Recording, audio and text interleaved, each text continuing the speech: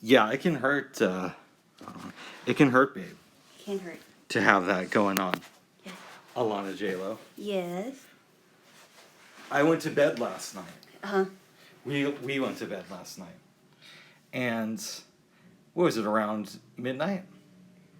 No, we went to bed earlier than that. It was it was after 11. Okay. We go to sleep. I wake up at around 6 this morning, and I turn my head to the left. I just feel this incredible pain. Mm-hmm. So I get up, I move around a little bit. You're still resting really, really well. I was really, really tired. I walked outside for a minute. I go in the bathroom just to put some aloe on it. I come back in, and I'm still just hurting. And I kept falling asleep and waking up. It's another idea. I should put some aloe on there and just kind of try to rub it in there. Yeah. Irregardless of that, around 10 you got up. You, Dr. Jaylo, you put on your doctor's hat, and you think it might be a pinched nerve. It's possible, you could have just been sleeping in weird positions. Because I do that. You admit that you do move around a lot. Yes. And I don't think that's good. I mean, at least try to keep it down to a minimum. But I am asleep, babe. I am unconscious at the time. I understand that. But I've had those things happen where my back was turned a weird way, and I either pinched a nerve or one of my things were out of alignment. What do you call Vertebrae? Vertebrae or whatever it is. I don't know what that means or exactly how to explain it. But when you get a crick in your neck or a crick in your shoulder or your back or something, it's probably nothing too serious. But I think it just needs to be stretched out. Yeah, and of course I started freaking out at around 6 this morning, which you were too busy snoring. Sorry, babes. I felt protected, but I thought... How do you know How did I know it? Never mind. You were busy snoring? No, why do you have to say that? Sorry. Oh my goodness. Sorry, I made that up. A little bit of humor. We'll get to that later on. Not on this podcast. Okay, anyways, I made that up. But I was thinking, what if I'm dying of cancer and I go in and this is I get neck cancer... and it's too late, and they operate, and I die on the table. Of course, because this is where my mind goes. Yeah. But it might just be a pinched nerve. Let's hope it's that, not cancer. Cancer. It may just be a pinched nerve out of place or something. Or. By the way, when I got up that early, I listened to some news podcasts. Here's an interesting story, and this probably didn't help my diagnosis. There is a newswoman in some city, I believe in Arizona, but don't quote me. Mm-hmm. And a listener wrote in because her neck looked a little bit strange. The anchor woman goes to the doctor and is diagnosed with thyroid cancer. Whoa. But it's early on. So she's having the operation on Monday, and the doctors are hopeful about her prognosis. Okay. Yeah. Wow. Yeah. So a listener. I mean, sorry, a viewer of the program. You don't listen to TV. A viewer. I guess you listen to TV. Okay, a viewer of the program noticed that. Her neck looked a little bit strange. Oh, the news person's neck. Yes. Oh. So she wrote a letter to the newswoman. The newswoman went to the doctor and got diagnosed, and she's having it removed on Monday. Wow. Yeah. Yeah, and I know people that have had their thyroids out. I know a fairly good friend of mine here in Portland who had thyroid cancer before I knew him. Do I know him? Yes, you do. Oh, really? We're not going to say his name here. Oh, I'll have to talk about that later. We will. Wow. Did he go through a lot of other illnesses besides that? He's a relatively healthy guy, actually. Okay. Oh, wow. When I tell you the name, you won't be surprised because I think you heard him talk about it before, but you probably just don't remember it. I don't remember anyone talking about it. It shocked me when he told me about it. Wow. I don't remember anyone talking about it, but I mean, I could have just missed it and I was talking to somebody else or something. I don't know. Yeah. Yeah. Alana? Yes.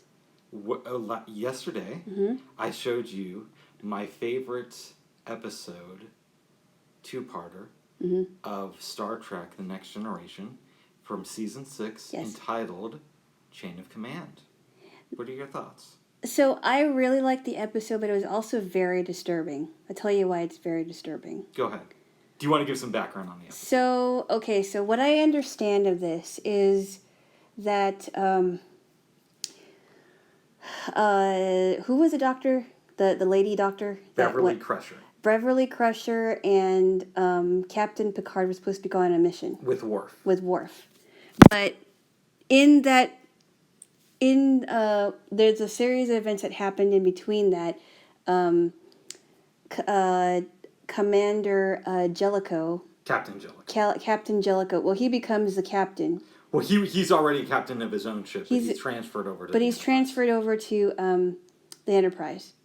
And a lot of the people on the ship are not getting along with him because he doesn't know how to command as far as, like, this is what you have to do.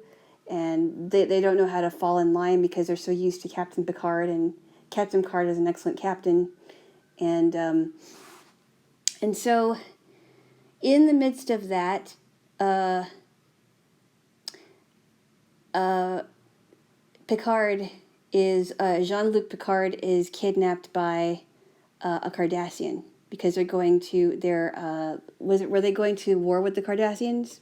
What happened was they think that the Cardassians are violating a treaty and developing this biological weapon. So the three of them go to investigate, and what we find out is it's just a trap to get Picard. And then at the same time, there are negotiations going on the ship to avoid going to war with Cardassia. Right. But when they capture Captain Picard, just the tactics that this Cardassian used to torture him and saying, like, tell me what lights you see. Clearly there's 4 lights. Yes. But he wants him to say 5 lights. And if he doesn't say the right number, because they already implanted something in his chest, right? Yep. His chest, that guy controls it with a pad, and so that he can send electrodes through his body. And that was really disturbing. But I think the most disturbing part of it, besides the eating the egg with worms in it. Ugh. It looked like worms to me. I could be wrong because I am a blind guy. It's gross. It sounds gross. It was probably something else. I mean, they had to have given him something else that looks gross, but it's good. Oh, no, you can't, I don't think you can legally eat worms. You can't legally do that, right? No, I don't think so. That's gross. They could be sued for that, couldn't they? I don't know if they could be sued for that, but I think PETA has some laws or something. But there is a bad episode of TNG where they find all these people eating worms who are in the Federation, but we're not going to watch that because it's horrible. Is it? Okay. Yeah. Anyway, so what was really disturbing about this was that the Cardassian guy, I don't know what his name was, the one that tortured Picard, brought his little girl to see Captain Picard in that state. And you pretty much get a sense about the stuff that her father has been feeding her, like human fathers don't love their children as much as Cardassian fathers do, right? Parents in general. Parents. You know what I mean? Mm-hmm. Cardassian parents. Okay. And Picard said something very, very interesting. He said, if you teach a child to devalue others, then they will devalue no one. They will devalue everyone, pretty much. Something to that effect. Like, you teach someone to hate, you take a young person, you teach them to hate, they're going to hate everybody. And it's really telling. It really is very interesting. And that was probably the most disturbing part. Not just the pain, but the disturbing part was that this little girl thinks this little girl probably thinks it's normal. To me, that is bad, but also there's a scene where Picard is chained up naked. Yes. And he's forced to, just be in that position for hours. Yeah. It's like, and he also said, from now on, I'm just going to call you human, right? Mm-hmm. So he's dehumanizing him. He's dehumanizing a human. Well, there's more to it. There's also, he purposely leaves a pad near Picard. Yeah. And Picard thinks that if he destroys this pad, the guy won't be able to inflict pain. And the guy walks in. He walks in as Picard is destroying the pad, and he's like, "Oh, keep that. I got plenty of extras at work." Yeah, he's like, "Don't even think about it. I have more. Yeah. Don't try to destroy it. I have more." And I'm he didn't even stop him from destroying it. No, he told him. Oh, he did try to stop. Yeah, I remember he said, "Don't even think he can destroy it because I have more." Well, but he didn't pull it from his hands. As No, he didn't pull it from his hand, but he basically said, "There's no point in doing it. Okay. I have more pads." Which is kind of what I just said. But you know what I mean. I know what you mean. There's a point where he says, "Okay, you're free to go," and then he says to Picard, "I'll just torture the doctor." The doctor is not even aboard the ship, so he's safely Right. on the Enterprise by this point. And he's like, "Well, what did you do with her?" Mm-hmm. I've personally felt the worst scene of torture was at the very end, where he's talking to Picard, and Picard is supposed to be let free, but the guy just won't let up, and he's like, "How many lights are there? Tell me how many lights are there. If you tell me the right number of lights, you could live a great life. You could live in comfort, or you can stay here." Mm-hmm. And then just as he's about to think about what he's going to say, the other his commanding officer comes in and says, "What are you doing? You told me he was supposed to be ready. We're supposed to get him on the ship now, right?" Right. So I don't know. I don't know about the commanding officer because did he appear in the beginning of the movie? His commanding. Yeah. I don't believe he did. He just came like right at the end. To my best recollection. So I don't know what to think about this guy, only that he was the torturer's commanding officer. And he commanded him to do that to Picard. So, but he was, and then at the end. That's my favorite scene at the end. At the end when he's like, 4 lights, right? He never lit up. Okay, I thought you meant the scene with Deanna, the counselor.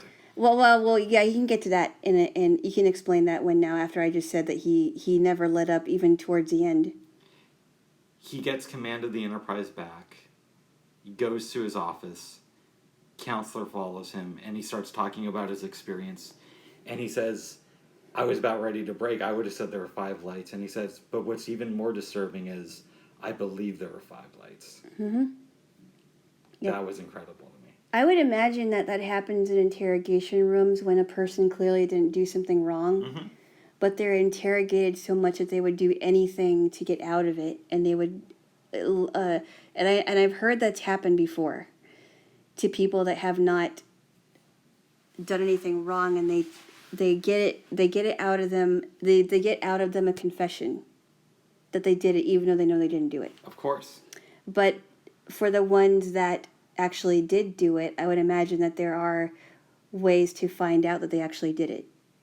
I don't know, but it was an interesting episode. I would have liked it to have come up again in the series. Right. Because you know how when Picard was abducted by the Borg, they don't talk about it in every episode, but you hear about it again. Mm-hmm. It even comes up in the new Star Trek spin-off series, which was not that good. The one starring Patrick Stewart. Oh, which one? There's a new series on CBS called Picard. Oh, and it's about Picard, okay. Patrick Stewart as an older man playing Picard. Oh, that's interesting. Huh. And you saw it? Yeah, it's a good concept, but the show is not that. Wow, it's not as exciting as TNG. No. Okay. No, not even close. Wow. Well, what happened to everybody else on the Enterprise? You don't know everybody's fate, but Data's dead. Wow. Data's dead. Yep, Counselor Troy, who you saw at the end, Yep. Deanna Troy. Yep. She marries Will Riker. They have a son who dies from some weird disease. Mm-hmm.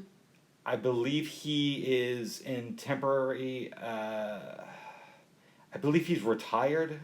Riker's retired, but he retired as like an admiral. Wow. They have a little daughter. They live on this obscure planet. Picard is not respected at all by the Federation. Anymore? No, they don't respect him at all. Wow. They just look at him as a joke. Wow. Which is, as a fan, incredible to me, and I think a very wrong move. It is a very wrong move. Mm-hmm. But then what, did they explain why they don't respect him?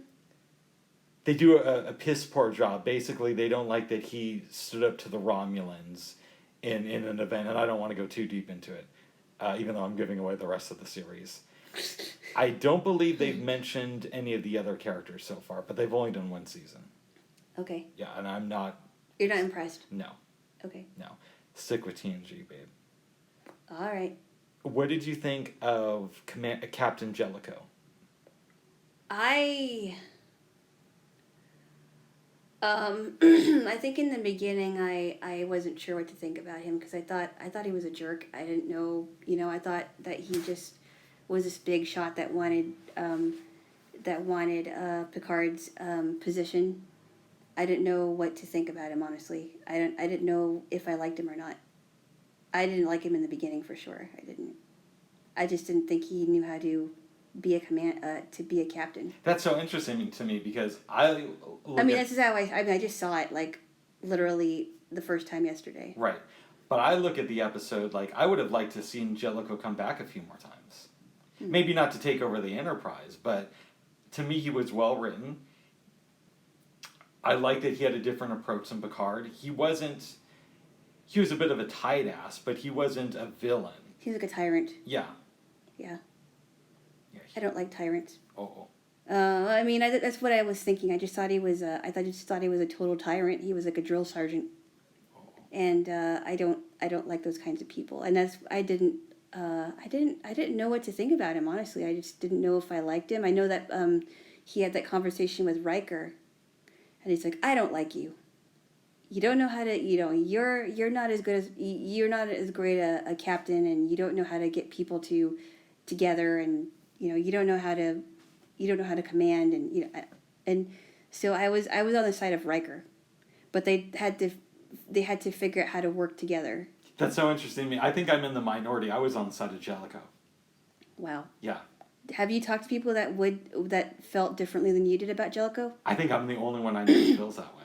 Wow. I felt that he had a different approach, and I felt that he definitely pushed the crew, but I felt that he had the best intentions, and at the end of the day, he was the commanding officer. Right. I think he did the right thing at the end.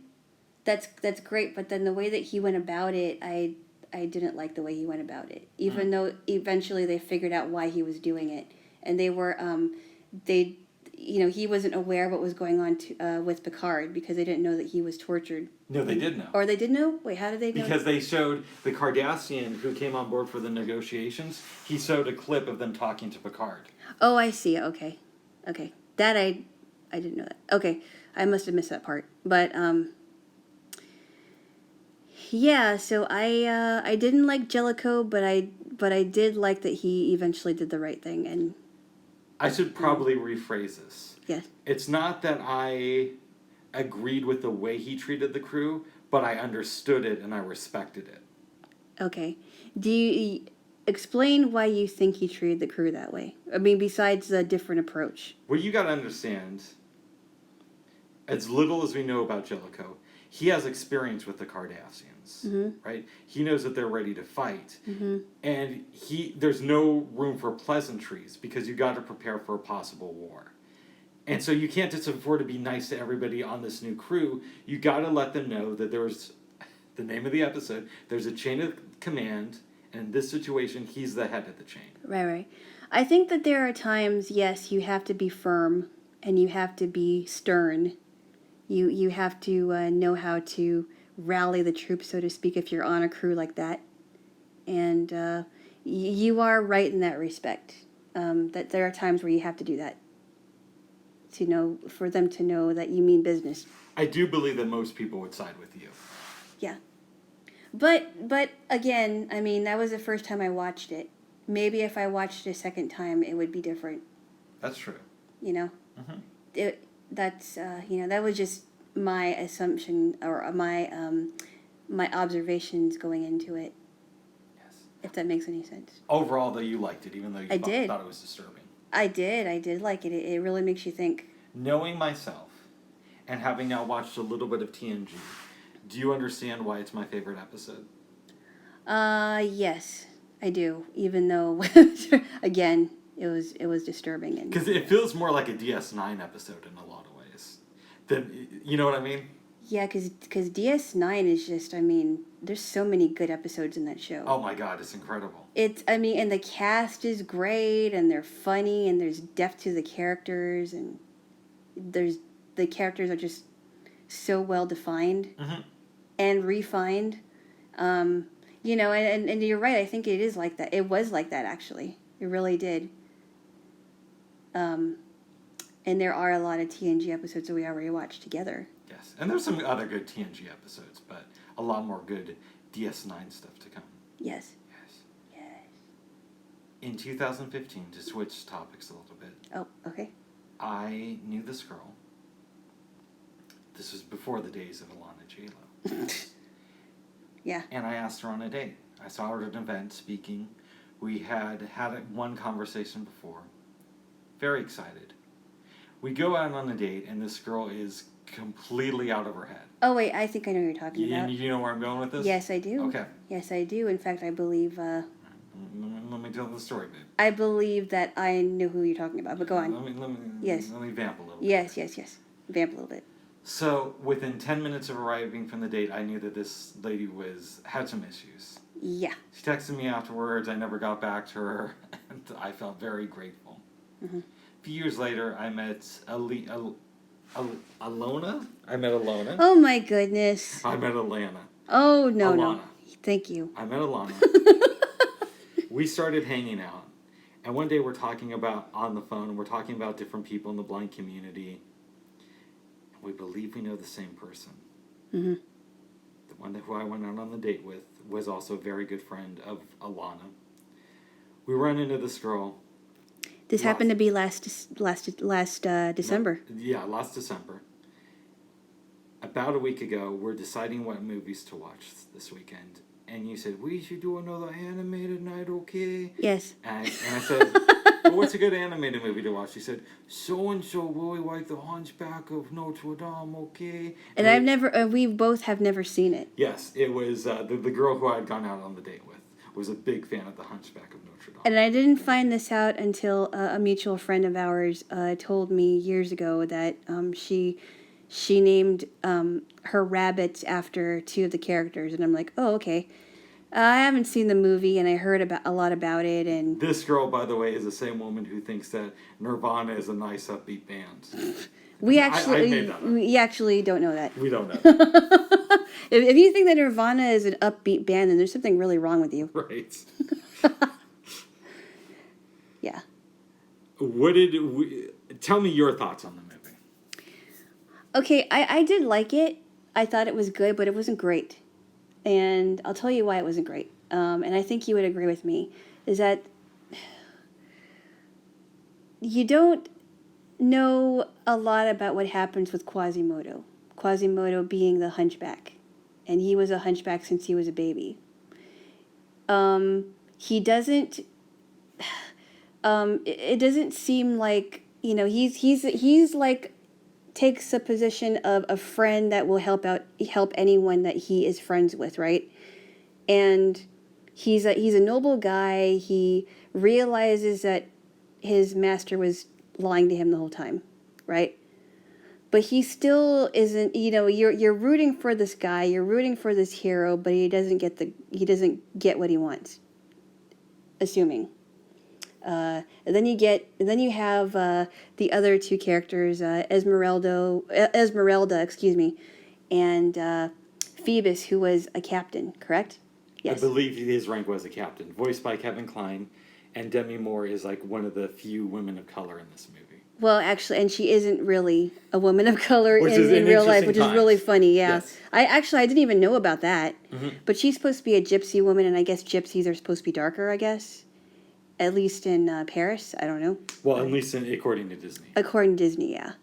But back then, it I guess I don't even remember it being told that she was dark. She was black in the movie. But anywho, I really wish that there was a lot more to the story. I really wish that the story had a lot more details in it, and there wasn't a lot of funny parts. There was some funny things, but I just feel like the story behind Esmeralda, Quasimodo, and Phoebus, the stories behind those three main characters, I think it would have been better. It would have been more interesting if the characters were all defined, and that Quasi got the girl and he didn't. Anyway, spoiler alert, if you haven't seen it, you should see it. We're saving you the trouble. We're saving you the trouble. But you should really think us. But we both gave it a 5 out of 10. Yeah, so I want to give my thoughts, which are very similar to yours. Mm-hmm. My biggest complaint was there should have been more development of the characters, and also, I have not read The Hunchback of Notre Dame. I haven't either. But I saw every beat of this movie coming, and in fact, halfway through the movie, when you said, "Oh, they're both interested in the girl. I wonder who's going to get it." I said, "There's no way Quasimodo gets the girl." And I didn't understand why you came to that conclusion. Why did you come to that conclusion? Having not read the book, I don't know if it deviates from the original story or not.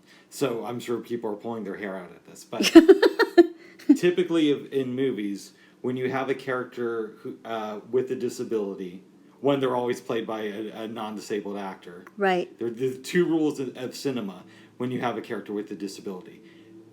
Don't let them be played by a disabled actor, and don't let them end up with an able-bodied girl at the end. And I think that should change. I really do. Right, but as of right now, it's pretty much the rule. They haven't changed it yet. Yeah. Yeah. Okay.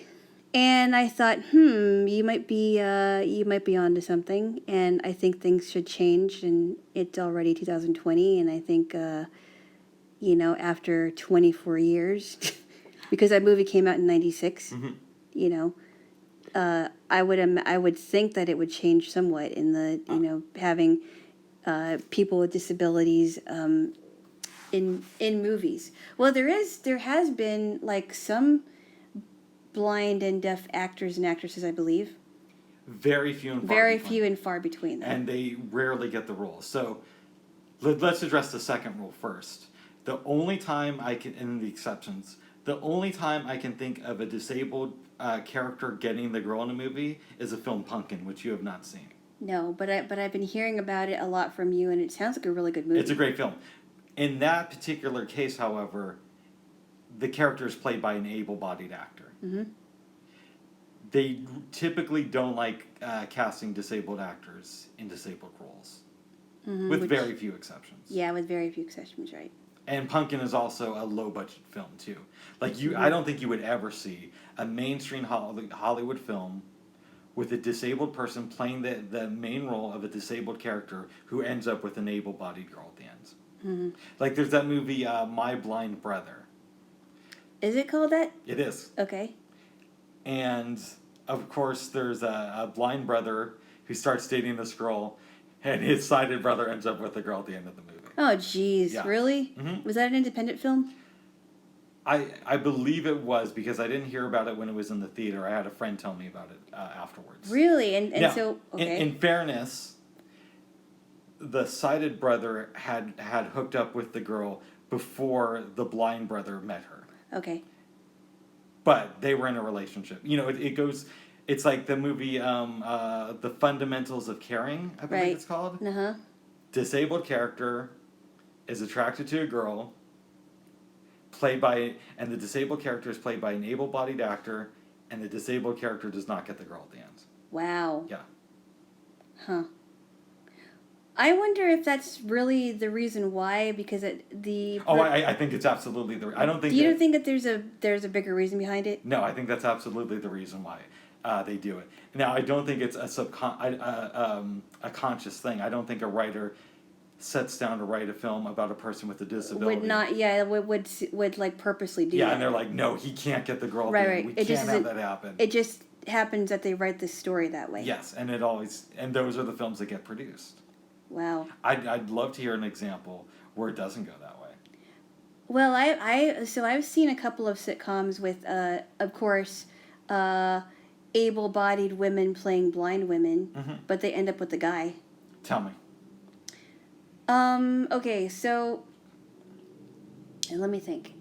There was a teen sitcom I used to watch when I was a teenager called USA High.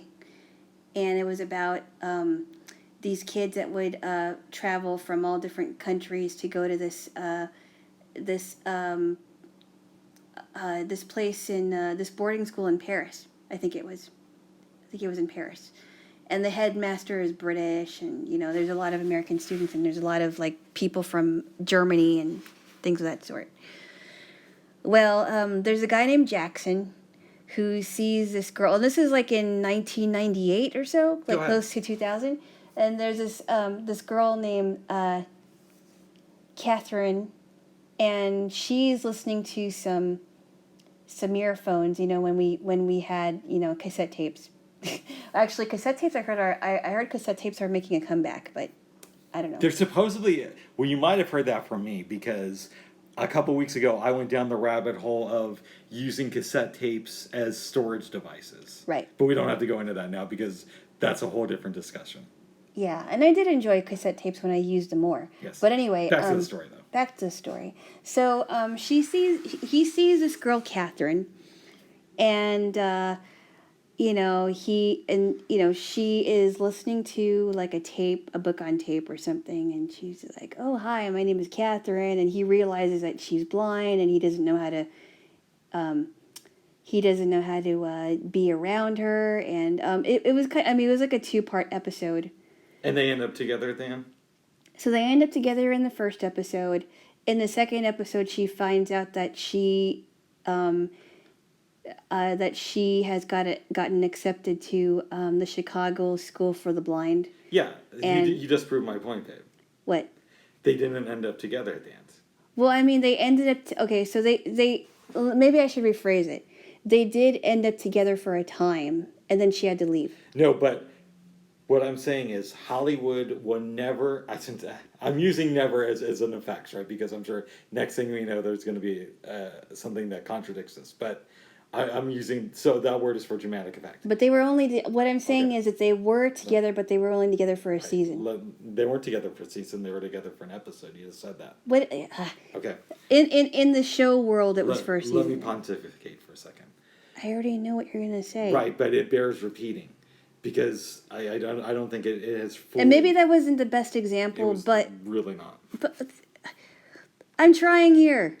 Right, but it's so hard to prove my point that your best example isn't that good. You see what I'm saying? I mean, no, but what... Okay, let me just say this. Maybe I should clarify this.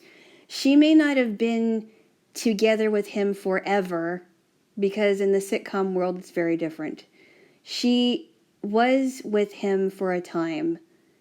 We didn't... I mean, I obviously... I saw that episode a couple of times when I was a teenager. She was with him for a time, and then she had to leave. But what I'm saying is that she ended up with him. No, she didn't. She ended up leaving. Ugh, you're not listening. I am listening. She got with him for an episode, and then she left. Because Hollywood will never allow a mainstream comedy, whether it be film or television, or a mainstream drama, same thing, film or television, happen if a disabled character ends up with an able-bodied partner at the end of the program. It just won't happen. In mainstream Or it hasn't Hollywood. happened. Yeah. I really think they should change it. I think they should too, but they're not going to. And again, the exception of the rule I could think of was you an know, independent film. you don't know that, you see. I also said that I was pontificating and pontificating. I mean, I'm having a little bit fun with it, but it is generally true that Hollywood would not allow that. Huh.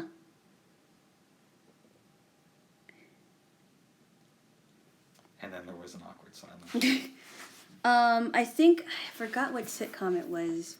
Okay, so this one is a better example. Go ahead. But I think you only saw her for one episode. Oh, of course you did. Go ahead. Go ahead. I'm trying to listen, babe. Tell me.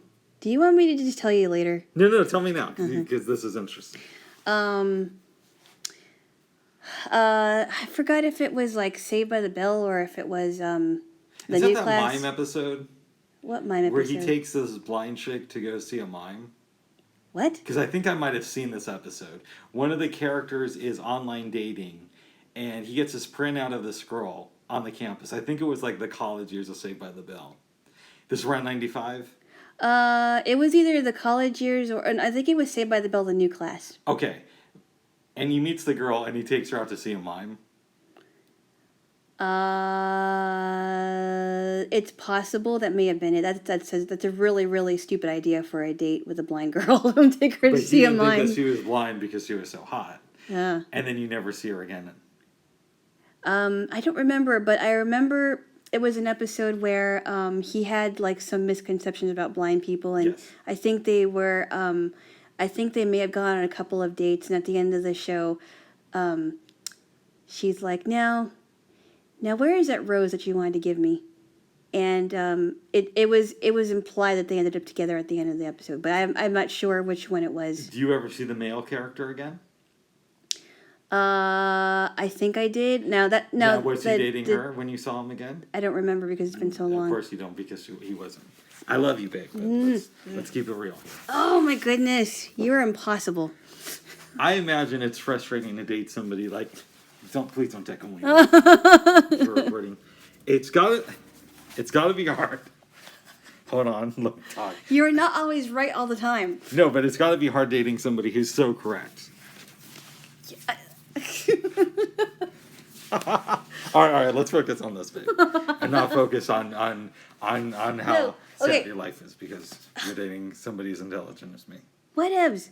Okay. So basically, what we're saying is that should change in cinema and also in the sitcom world. You don't know that. Okay. It's your cynicism talking. Okay, yeah, it should change though. It really should. It should. It really should. We watched another movie last night. So coincidentally, yes, we watched 2 animated films that both had voice actors who appeared in the films A Fish Called Wanda and Fierce Creatures together. Ah. We watched Shrek 2. Yes, we did. With John Cleese.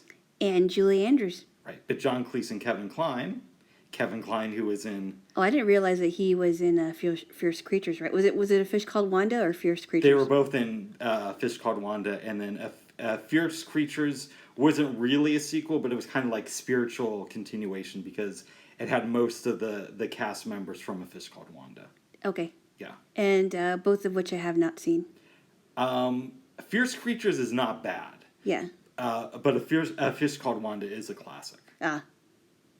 But let's get to Shrek 2. I haven't seen it in a while, and I knew that I was going to really like it again, because I remember when I saw it the first time, I thought it was really funny. And it was just as funny as the first one. So what did you think? So there is a character a new character that comes to light in Shrek 2, and her name is Sweet Pea, who is the fairy godmother of Fiona, who's a princess. I like Sweet Pea. She is a very different fairy godmother. I loved when they go to that drive-thru. Yes. That was great. Yeah, can they have 2 whatever rats it was, no mayo? And you see her like stuffing the thing in her mouth. Mm-hmm. I thought she was great. Yes. She was a very, very naughty fairy godmother because she was trying to set Fiona up with her son Charming.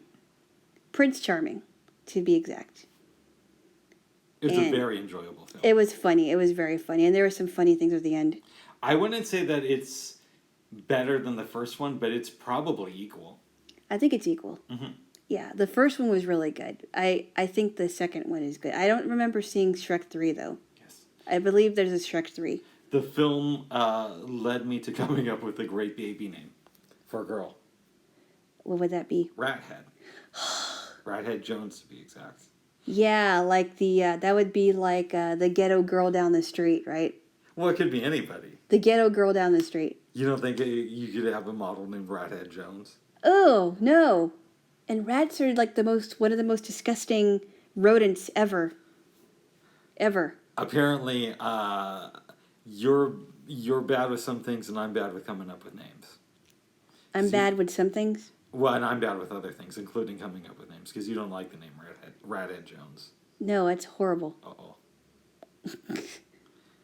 Well, although I could be a comedy, though. I think it would be weird, though. Mm.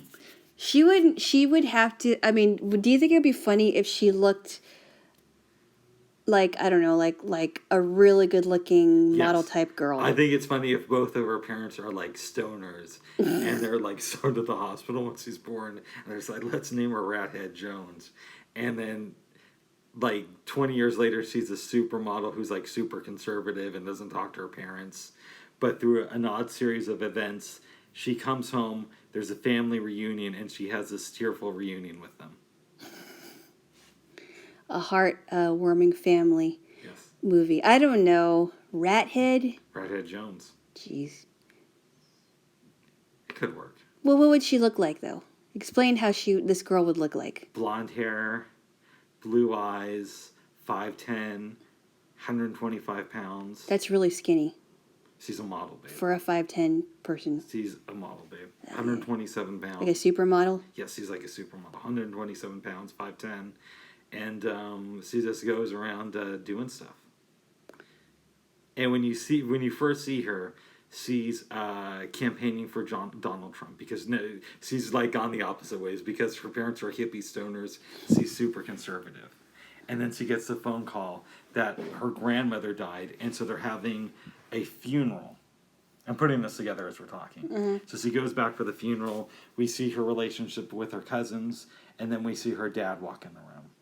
And at first they don't want to talk. Her mom comes in. She's upset with both of them. You know, Redhead has some issues growing up. With a name like that, who wouldn't? But near the end of the movie, her uncle, who is a little bit older and played by John Cleese, gives a speech about how he misses his mom and how her dying wish was that her granddaughter would reignite a relationship with her parents. And the speech is going on with, some sad, sappy music playing in the background. Now, does she, now, as she's growing up, does she change her name when she gets into the model world? I want to say no. Why? Well, the only explanation I could come up with at this moment is she started modeling when she was 14. Mm-hmm. She's only 20 now. And when she was 14, she needed her parents' permission. They wouldn't let her model under any other name besides Rathead Jones. And now that she's a legal adult, she's already been established as Rathead Jones, so she has to keep the name. Oh, that's just horrible. What do you think of my... I don't know if I like that idea. Okay. Rathead? Yeah. I mean, give her some dignity. I mean, you're pretty much taking like one of the most disgusting rodents you can think of. Yes.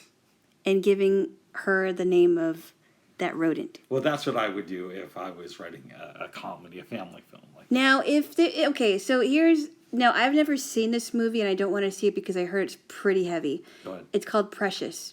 I don't want to see it either. It seems very heavy. But Precious is being treated like a horrible person. Mm-hmm. Like, she's not precious, right?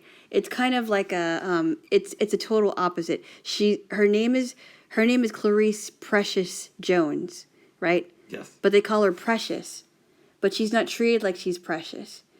And Rathead is like a step below Precious. I think one thing we could do, babe, is we could have flashbacks to her earlier childhood. And in each of the flashbacks, her parents are like, smoking weed and playing pranks on her. I don't know. It might be a good concept, but I think it needs to be developed here. Okay.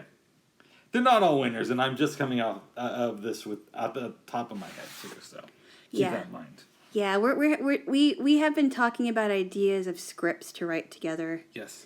Because we have realized that we have some creative ideas, and we so far have been kind of a creative writing team, I guess. Mm-hmm.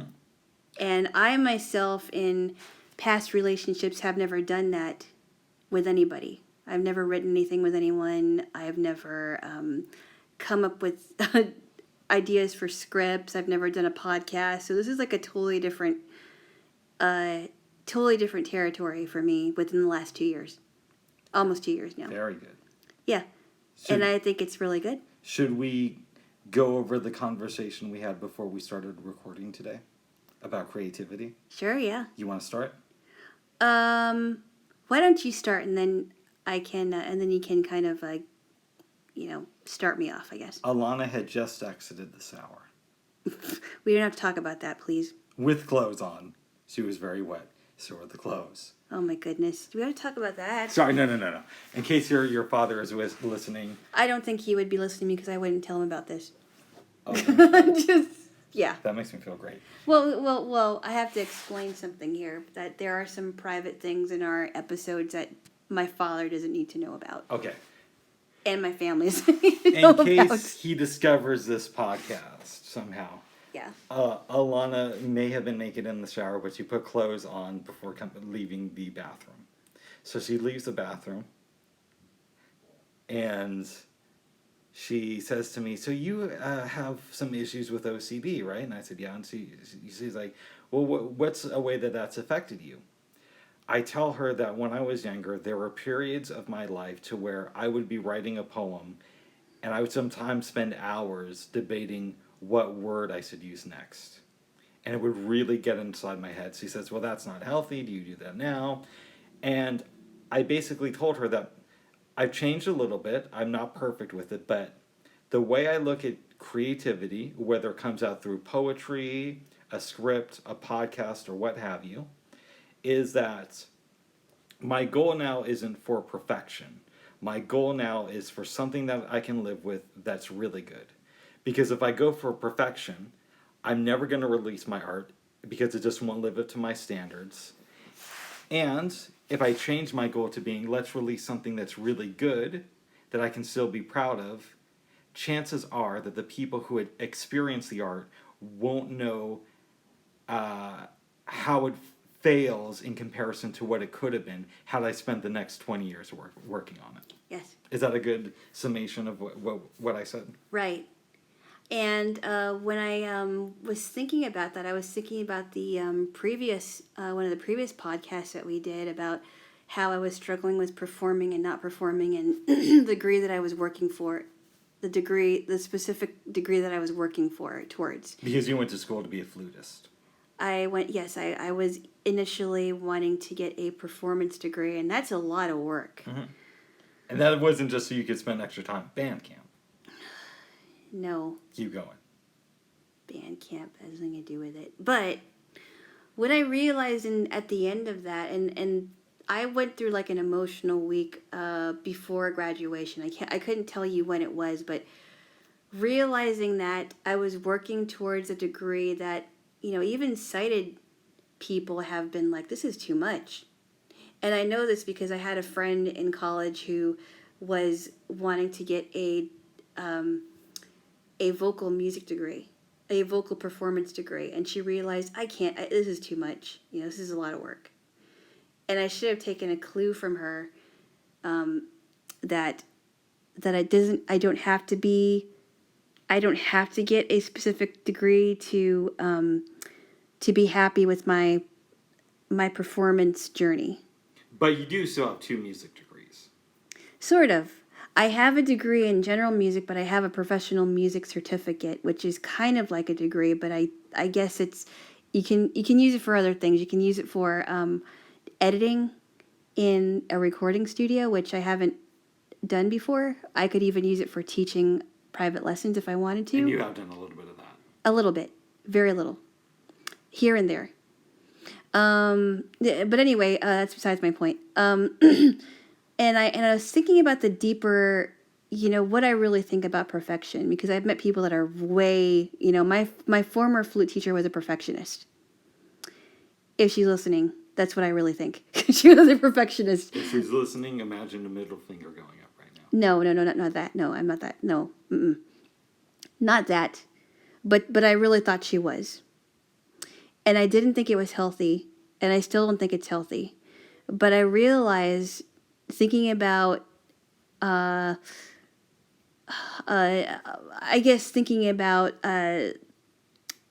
spiritually for my own self, is that I realized that I really don't have to be perfect because I wasn't designed to be perfect anyway. And I could strive to be that way, but it really isn't healthy. I can do things to strengthen my abilities, to really hone my craft, but I know I'm not going to be perfect. But I can only be the best version of myself that I can be, even though I can never be perfect in this life. And it's not healthy to think that way. Here's where I think our beliefs on creativity diverge a little bit. Mm-hmm. I believe that to be a great artist, you have to have a touch of madness. Yeah, in And some ways. you have to have a little bit of that, I need to be perfect to do this. Now, that doesn't mean that it needs to last forever.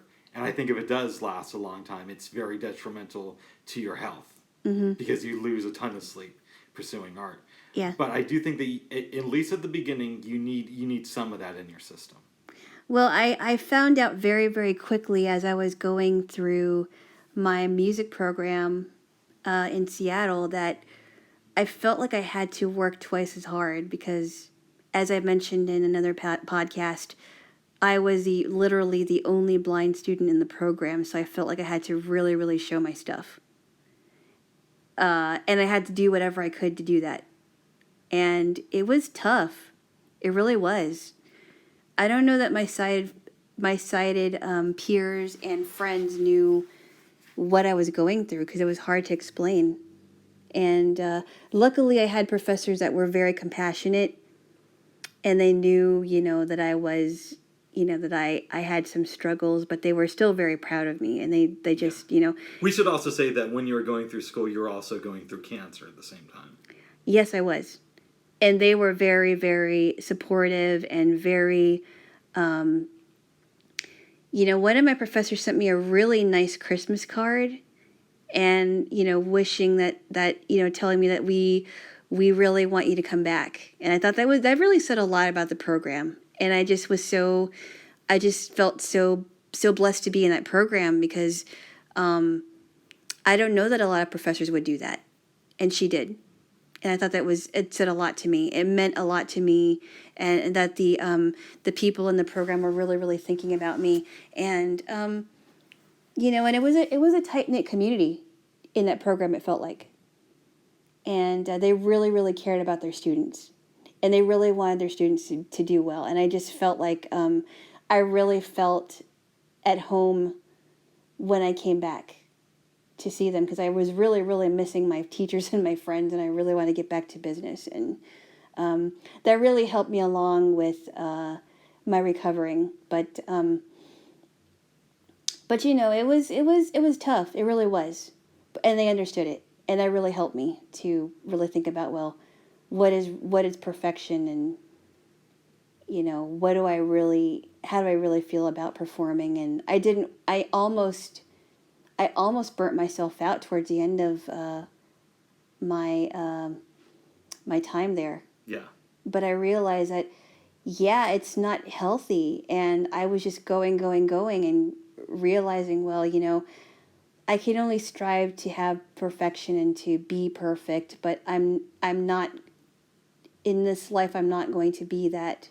So I have to just be the best and do the best that I can.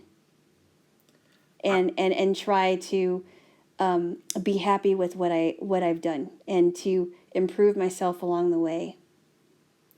It's all I can really do. I think all great artists come close to burning themselves out at some point. Yeah. But I feel like, when this is all over and when we can start to really get back to normal. You mean when the pandemic is over? Right. Yeah. I really do want to have more opportunities to perform, whether it's an open mic or something else, playing for an event like, I don't know, holiday parties. I told you that you should get into writing your own songs because while you have expressed to me that that's really not feasible. I just don't feel like I'm, to me anyway, I don't feel like really a desire to write anything. Okay. But that's just me. I mean, right now I don't feel like that. I don't know. What do you want to do creatively while the pandemic is still going on? Because presumably it may last another year. Well, I think, so I don't know musically. I mean, I'd like to explore other pieces. I also thought about when we're done with this, I have thought about taking more lessons. The writing thing is really giving me ideas. I mean, I like that. I also like writing too and I'm not like as passionate about writing as I am with playing music, but writing is really good, another good way to get out my creativity. So You know what I mean? I completely hear you on that one. I'm a big advocate of writing. And even though right now I haven't played anything. I mean, the last thing I really did was on 4th of July weekend, but that's a different part of my life. But writing is good though. We really should get back to that actually. Yeah, we have to start working on the book again. Yeah. So even if I haven't been playing music a lot myself, writing is really getting that stuff out. Have you thought about doing anything like maybe having your own podcast or, Not really. any other things in the career? I mean, I like what we're doing with this podcast, but I haven't had any ideas for an individual podcast. Have you had any ideas for that? For you or for myself? No, for you. I thought about it. I really like one-on-one conversations. Mm-hmm. So if I were to do something, I want to do like what Joe Rogan does, where he has different people on each episode and just sort of talks to them about life. I mean, that there's somebody who I'm a good friend, who's a good friend of mine, who you also kind of know. And we started to do a podcast, but That's right. Mm-hmm. he kind of didn't want to do it. Yeah. Unfortunately. And I hosted a couple other things. One was going fairly well, but the company went out of business. And the other one, the co-host sort of flipped for no reason. She kind of disappeared. Right. Yeah. I think what I'm guilty of is I kind of rely on people on the podcast thing as like a crutch instead of just doing it by myself. Right. But I would love to do an interview style one. Yeah. Again. Well, this is kind of like an interview style one if you think about it, right? Yeah, but it's more like the two of us interviewing each other. And that's great, but you don't get as many different perspectives that way. Right. Yeah, I've never, well, I mean, I'm just now getting into podcasts, so I've never really thought about doing an individual podcast myself. Yeah, I mean, I was just bringing that up as an example of something you could do creatively while the pandemic is going on. Right, but I think writing is something that has something that I'm getting excited about again. So kind of taking a break from playing music and playing once in a while, and kind of getting ideas out in writing. It's really helping a lot, and and I'm still thinking about joining that flute choir. It is far away, but we got to see if they last, though. I'd like to, though, because I mean, I was in flute choir in college, and I really enjoyed it. I really, really enjoyed it. It was a lot of fun. There was even some guys in there, too. A few guys. None of them I would date, though, but they were too young for me. There was just like maybe 3 guys that were there. You do like the younger guys, though. Not necessarily. Well, I mean, okay, You're not dating a younger man right now. Yeah, but you're not that younger. Okay. You're not that much younger than I am. Moving on, Jaylo. I'm not talking about like the guys that are like 6 to 12 years younger. Okay, that's too young for me. Right? I think 1 to 2.5 years at the most. Okay. Does that make sense? That kind of makes sense to me. All right, does that make you feel better? Yes. Better. Better. Yes. Right. But you would never want to get a piano or just an electronic keyboard and start writing music that way. I just haven't had a desire to do that. Okay. I mean, I would like to. I mean, so I know someone, I don't need to mention her name, who works at a particular agency, right? That I am You're associated with. making plans to become a part of. Okay, let's just say that. Okay. And she knows about music and also music software for the blind. And I have never really thought about arrangements or writing my own stuff, but maybe she might be a source that I can talk to once this is done. I thought about that. But I don't know. I've never, I mean, even in college, I could have taken a composition class, but at the time I didn't have the sources for that, the resources for it. And I wasn't happy with my music software at the time that I was trying to use because it just seemed really complicated. But she did tell me that same software has improved tremendously within the last decade. So I could be completely wrong about that, and maybe it has gotten better. But the one software that I wanted to use, that was recommended by a friend of mine, is no longer compatible with my screen reader. So, but you also use fairly outdated technology. We're not going to get into that. Okay. We are not going to get into that. Sensitive topic. Well, I just don't think it's relevant right now to mention. Okay. Yes. I was a fan of Windows 95. That is a long. I mean, I think I went as far as 98 and XP. Oh, okay. I thought you were still on Windows 95. No, I'm not.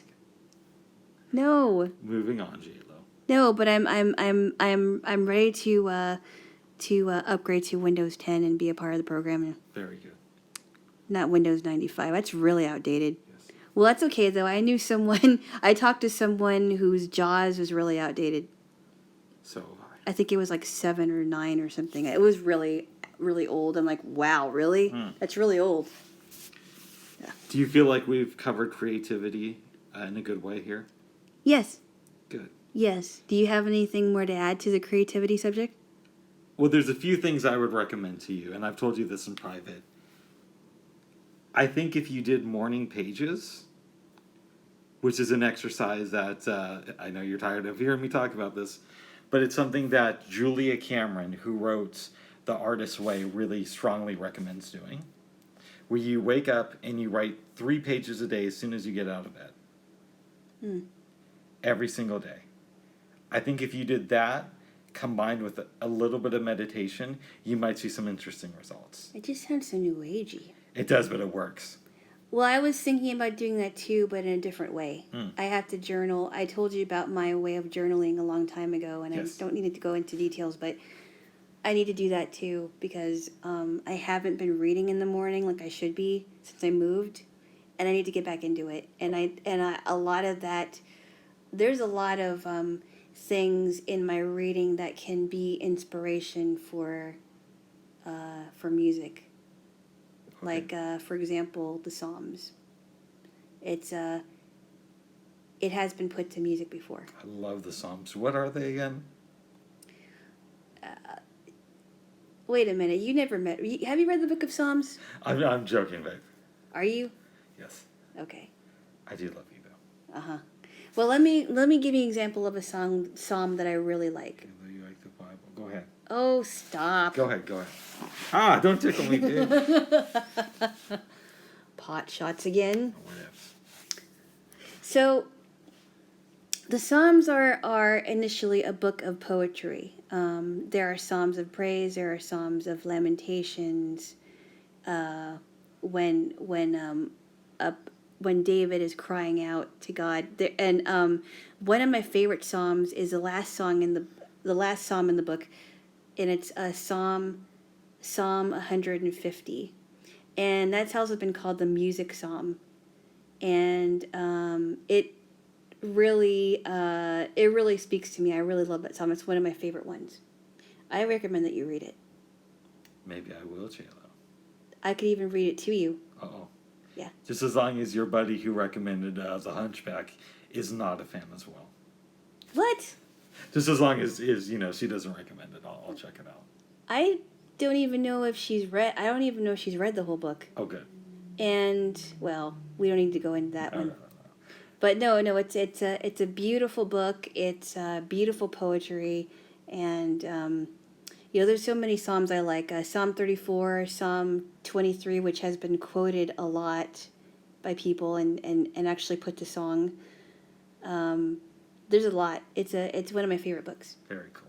And I need to get back into it, and I really need to start journaling again because I believe that I've grown in the last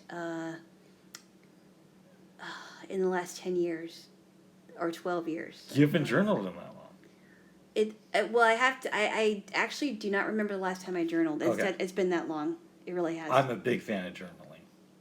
And I need to do it. Yes. I really do. I need to wake up like early enough to do it. Because if I wake up earlier than when I usually wake up to have breakfast and do all the things I need to do, that really does get me situated for the day. And it's hard to explain, but it really does. Yeah. It really does. And if I spend like at least 30 minutes to an hour doing that, it really keeps my mind in focus. Very It's a different way of meditation, but I think it's effective for me. Very good, babes. Yeah.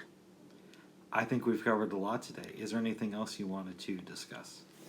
Oh, we made some really good pizza yesterday. Oh, I completely forgot about that. Oh, it was so good.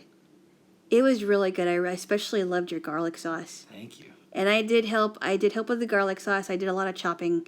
Actually, it wasn't too much of a chopping thing, but it was really easy to do that. And with the cheeses, we didn't have blue cheese crumbles, but we had gorgonzola crumbles, and it really, really tasted really good with the cheese. What did you think about how it turned out? I thought it was great. I was really so good. enjoyed the pizza.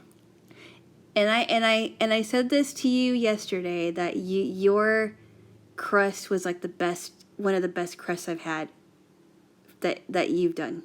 Thank you so right. much, babe. Yeah, I actually think good. we may have been able to cook it for a minute or two longer because I've been doing a lot more experimenting with cooking pizza at high heat. Yes. And I didn't want to go to past 420 on your oven because what I've been doing at home is I'll cook at 515, but I'll use a pizza stone. Yes, and you can do that with a pizza stone, right? Right. Okay. And it's not that I don't want to get into it here, but with the pizza stone, you actually put it in as you're preheating the oven, and then you just use the peel to slide it off. And since we didn't have that option, I didn't want to go all crazy with your oven. Right. So my takeaway from that is it's better to cook at high heats, but you can still get good results. Yeah, and tonight we're going to do an experiment with noodles. We are. We're gonna make Asian noodles. Yeah, and got all the stuff for it, and the I was able to get a pretty good sized colander, and oh my goodness, I almost didn't get one, and I was gonna say, can you bring yours over? And I'm like, I would have been so upset because I told you to get a colander, and you saw one, and you're like, I'm not gonna get that, and then the next day you paid double the price, more than double the price, and you ended up getting one. Well, what happened is the lady refunded the colander that I was supposed to get. The one on Instacart. Yes, and then she called me and she goes, well, there's a couple of things that I want to make sure that you want before I get it. And then I said, and she goes, well, we don't have the pop-out colander. And I said, do you see another one? And she said, oh, yeah, I see a colander. And I said, and it was under $20. And she's like, yeah, I see a colander. It's like 19 something. And I said, okay, I'll get it. And she said it was a 4-quart colander. And I'm like, that's perfect. So I got it, and I'm happy that I didn't have to pay extra for it. So Very nice. Yeah, so that was a good substitution. And sometimes they don't call me, but I was glad she checked in. Yes. Right. Anything else you wanted to discuss, Elena? No, this was a really good discussion we had. Yeah. Yeah. I think it's about time to start making out. Then maybe watch some DS9. Yes. Yeah. Yes. So anyway, that is it. That is it. Oh, I did have a dream last night. Tell the dream. I'll make it real quick. Tell the 2 dreams. Oh, yeah. So this is the first one you're going to love. I woke up with the pain. I finally fall back asleep, and I had this dream that there's this, like, white space, and God says to me, do you want me to take you now? And I say yes. And I'm still here. So apparently it was either just a dream or it was more like, do you want me to take you now? Yes. Whatevs. The second dream I had is Alana and I kept moving. We're on the go for whatever reason. And we're watching TV on somebody's bed. I didn't say this to her, but I thought to myself. Really? Mm-hmm. Whose bed was that? I don't know. Oh. Because we're on the move. It always seems to be that you and I are staying somewhere in the dream, which is really weird. Keep in mind, a lot of these dreams, you're a cameo appearance. Okay. You know, I can't afford to get you for the whole dream. Yeah. But in this dream, we're watching something on TV, and I thought to myself, without telling you this, I'm sorry that I had to keep this from you, but I thought, it's been a while since I took a shower in my own bathroom. And then I woke up. You actually told me that in private. Nice. Very good. It was very weird. Very weird. That's a strange dream. Yes. And I think on that note, we should call it good. We should call it good, yes. All right, babes. I love you. I love you too. All right, Jaylo. And everybody, have a wonderful Saturday. Have a wonderful Saturday.